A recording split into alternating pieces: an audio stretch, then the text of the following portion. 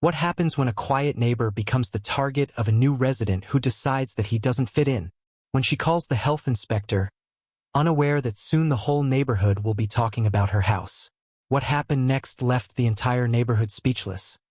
You ever try to do something nice and get punished for it? That's my life in a nutshell. It started on a humid Thursday morning in late spring. The kind of morning where the air sticks to your skin like bad news. I was on my knees in the backyard, planting tomatoes. Big, red, juicy heirlooms I'd been babying for weeks. My grandkids love them, and I promised them a fresh batch for summer sandwiches. Just me, the dirt, and a playlist of old-school soul rolling out from the speaker I duct-taped to a tree. Peaceful. Healing. Felt like therapy with a shovel. Then Karen moved in next door. And let me tell you, it took her less than 48 hours to decide she was the self-appointed sheriff of the cul-de-sac. Clipboard. Sunglasses. That posture like she's got a yardstick up her back. You know the type. She didn't wave. Didn't say hi. Didn't bring over a pie or ask about the neighborhood trash schedule. Nah. First thing she did was stare at my garden like it was growing nuclear waste. Then she pointed at my compost bin like she'd caught me hiding a body. "Excuse me," she called over the fence with that paper-thin smile. "Are you allowed to keep that thing in your yard?" "That thing's my compost," I said, standing up and brushing the dirt off my jeans. "You got a problem with food waste becoming soil instead of landfill, ma'am?" She blinked at me like I just quoted Shakespeare in Pig Latin. "It smells, and it attracts pests." "Ma'am," I said, real slow, like I was talking to a student in detention. "It's an enclosed bin, approved by the HOA. Got it from the city's green initiative last year. And I haven't seen a single pest, unless you count you." I smiled. She didn't. Now, I could have let it go. Let her huff and puff and write a strongly worded email to whatever void she screams into at night.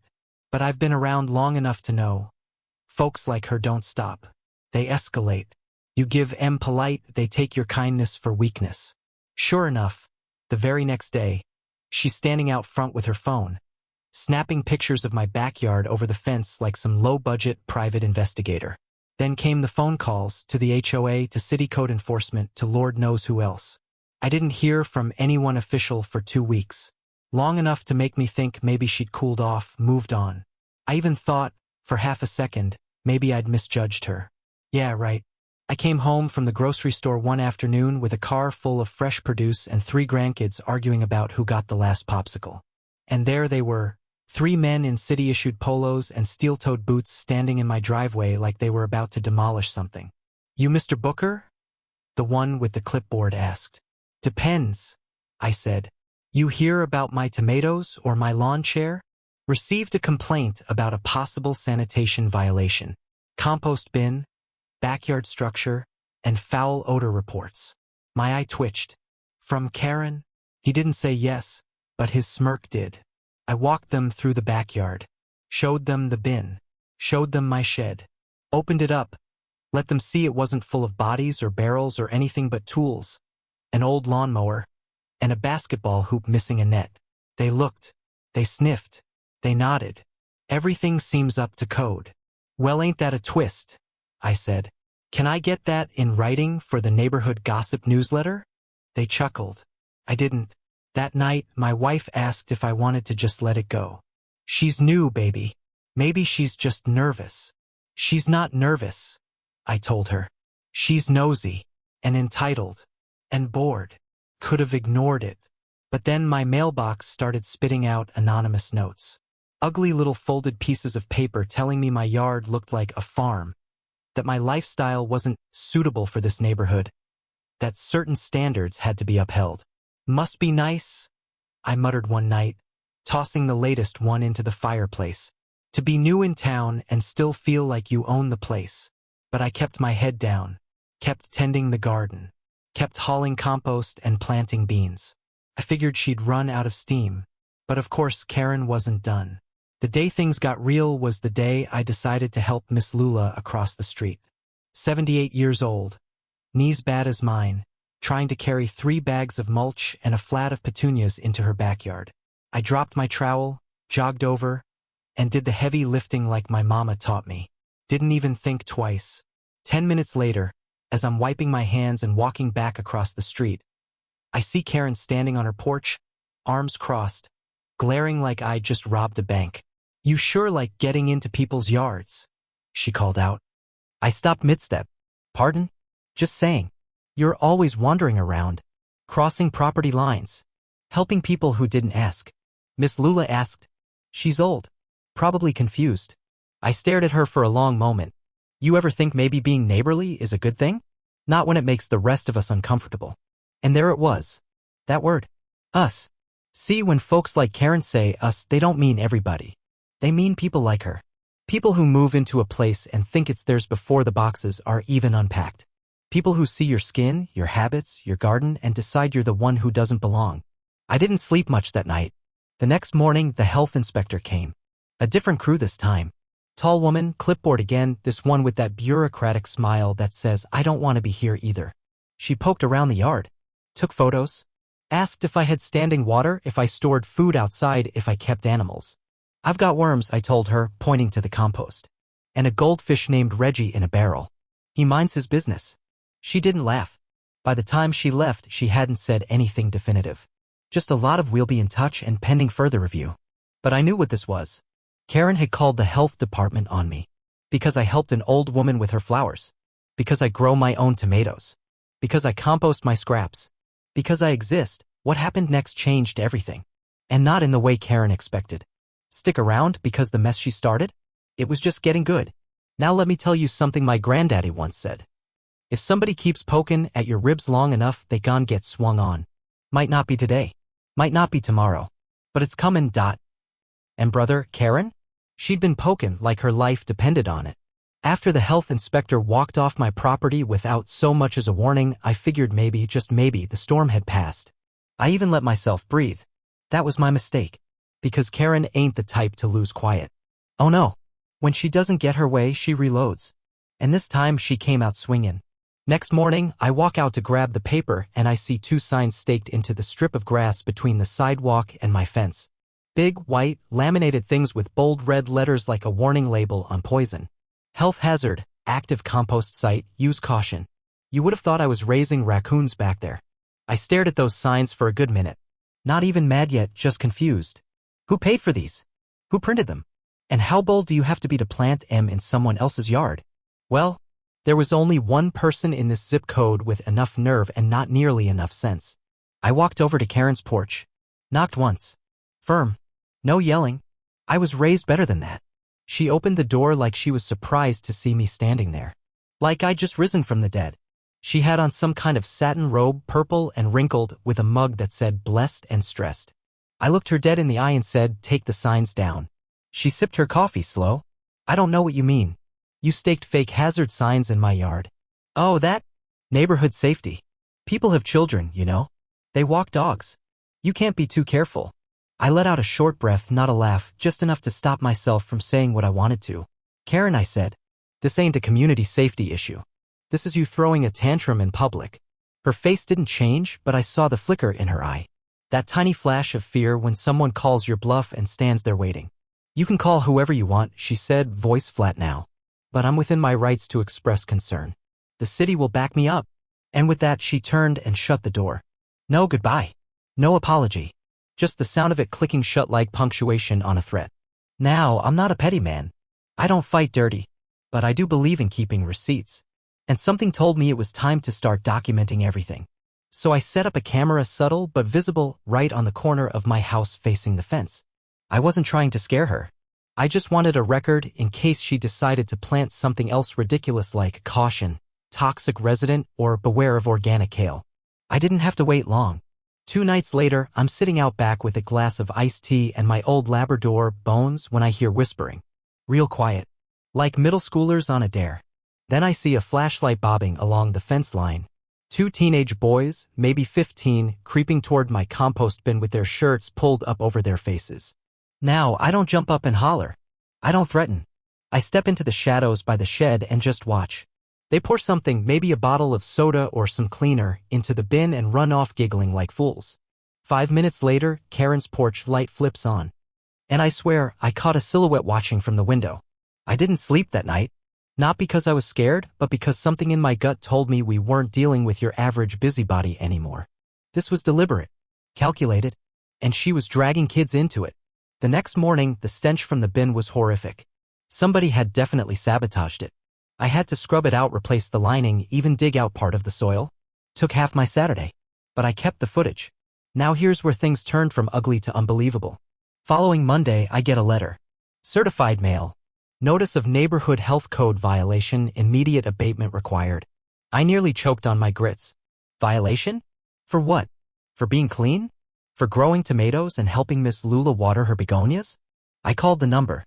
Got bounced between 3 departments before a tired-sounding woman told me, "Well, sir, it looks like your address was flagged based on multiple citizen complaints about strong odors and unsafe composting practices. An investigation has been opened. We suggest temporary cessation of all outdoor organic waste processing." You ever hear a sentence that's so stupid your brain short-circuits? I asked, "Ma'am, did you just say I'm being told to stop putting banana peels in a bin?" She sighed. "Technically, yes." Y'all. I laughed. Loud. Not because it was funny, but because it was so absurd the only other choice was screaming. Karen wasn't just annoying. She wasn't just entitled. She was weaponizing the system. Using city codes like garden shears not to clean up, but to cut me down. And worse? It was working. My mailbox filled with HOA letters. None official, just reminders about noise ordinances and suggestions for visual uniformity in the neighborhood. One even had the audacity to say, "This neighborhood values appearances. Let's keep things looking pleasant for future homeowners." Oh, so now I'm bad for property value? My wife, bless her, tried to keep me grounded. "Don't let her rattle you," she said. "We know our worth." But you know what? It wasn't about pride anymore. It was about principle. I'd spent decades building my life. I paid my mortgage. I paid my taxes. I shoveled snow off my neighbor's walk before my own. I took care of my house, my yard, my community. And now this woman who'd barely been here a month thought she could come in and rewrite the rules around me? Well, all right then. I spent the next week making calls. Quietly. Calmly. I reached out to every department listed on the violation letter. I asked for full inspection records, copies of the complaints, environmental reports, timeline logs. Then I took a walk. Not to Karen's house, not yet. I walked around the neighborhood. And what I found? Oh, I found something real interesting.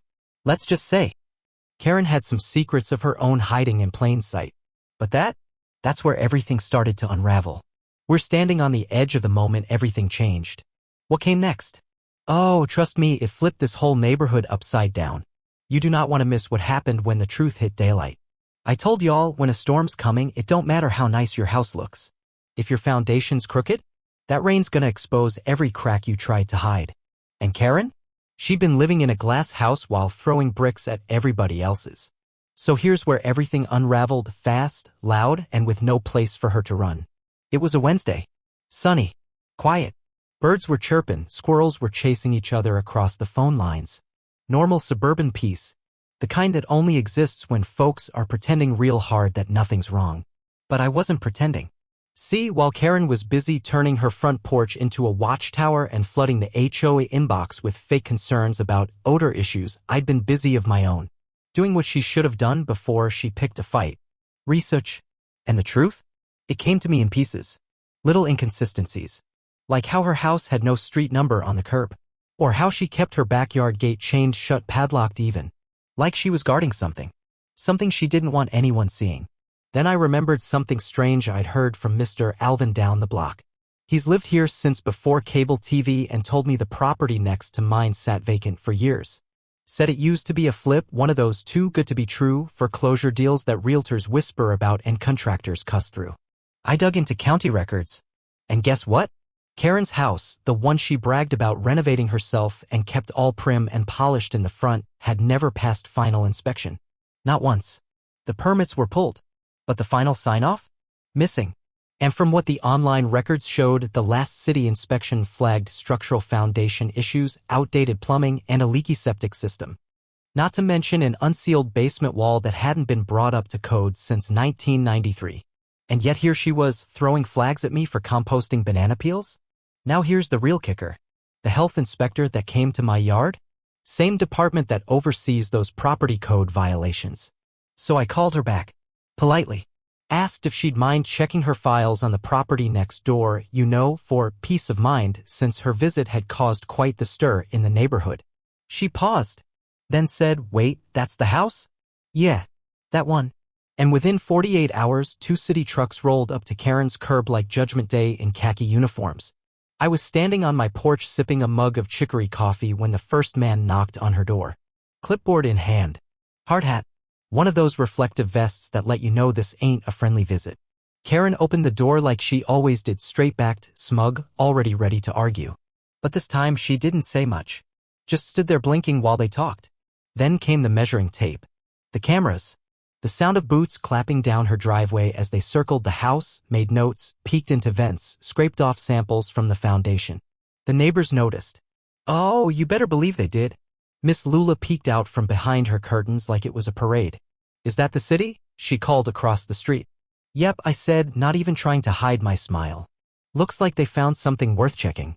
Karen tried to hold her composure. She stood outside with her arms crossed, lips pursed, nodding at everything they said like it was all just a small misunderstanding. But then one of the inspectors pointed toward the back gate. "That padlocked one." She froze.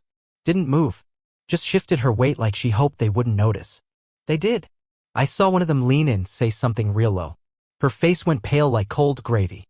Then she handed over the key. When that gate opened. Phew.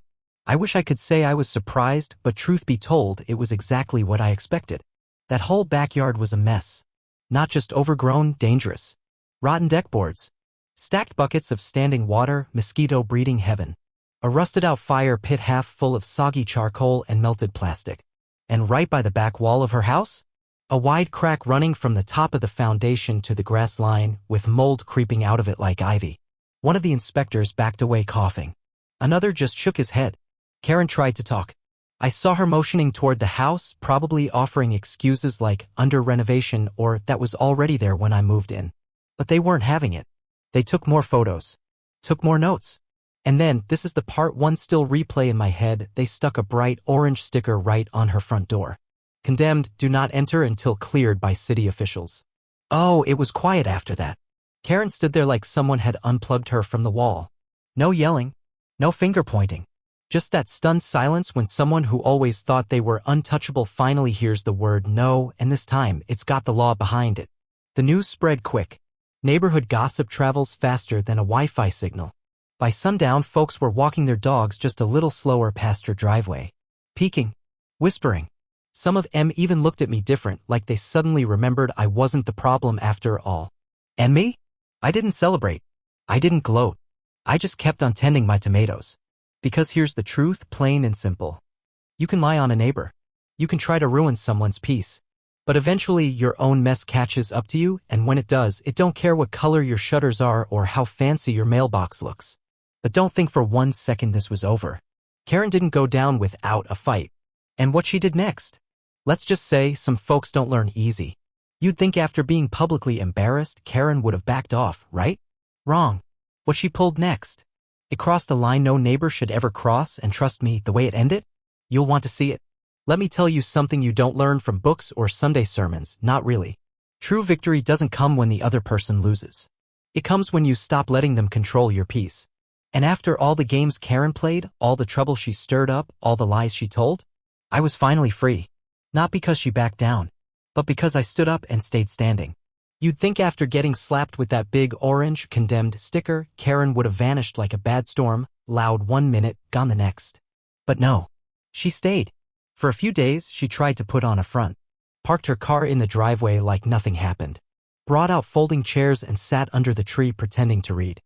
But everyone saw it, that nervous shifting, that fake smile she wore like it was glued on crooked. She was unraveling. And for the first time, I didn't feel anger toward her. I felt something else. Pity. Not the kind you give when someone stubs their toe. The kind you feel when someone's been running so long from the truth they can't see the damage they've caused or the person they've become. Still, that didn't stop her from trying one more time.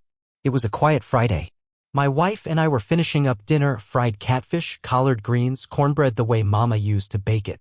The grandkids were running through the sprinklers out back, laughing like summer had no end. Then came the knock. 3 quick taps on the front door. Not forceful, not loud, just enough to cut through the peace. I opened it and there she stood. Karen. Same polished hair. Same neutral cardigan. But this time, no clipboard, no fake smile, no snark. Just heavy eyes. Like she hadn't slept. Like the weight of the last month had finally settled on her shoulders. Can we talk? She asked, voice lower than I'd ever heard. I didn't say anything. Just stepped outside and shut the door behind me. She took a breath. I didn't mean for all this to happen. I raised my eyebrow. Didn't mean for what? The inspections? The harassment? The signs you staked in my yard? Or the part where you dragged city workers out here to investigate compost like I was running a landfill? She flinched. Okay, she said. That was... I went too far. I crossed my arms. You think. I was just frustrated. I moved here thinking this place would be perfect. Quiet. Controlled. But the truth is, I didn't feel safe. That caught me off guard.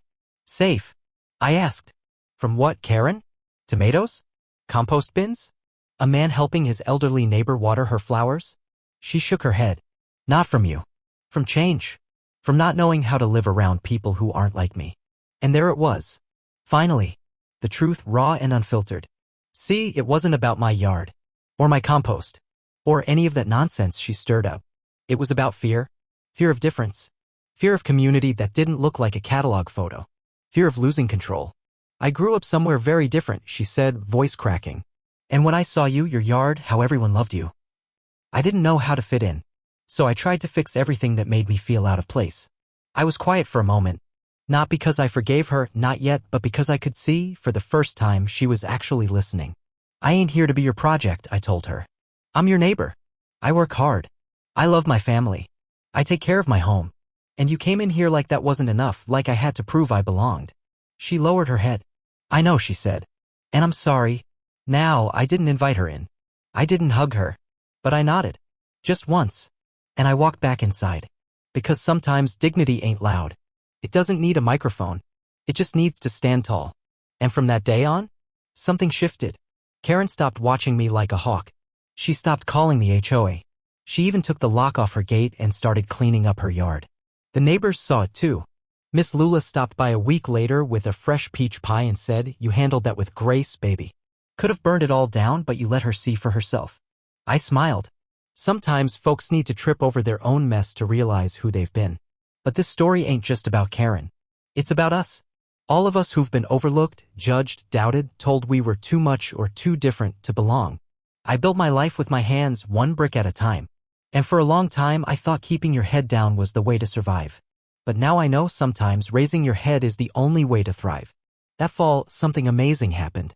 The neighborhood held its first community potluck. And you know who organized it? Karen. She sent handwritten invites to every house on the block. Brought out folding tables.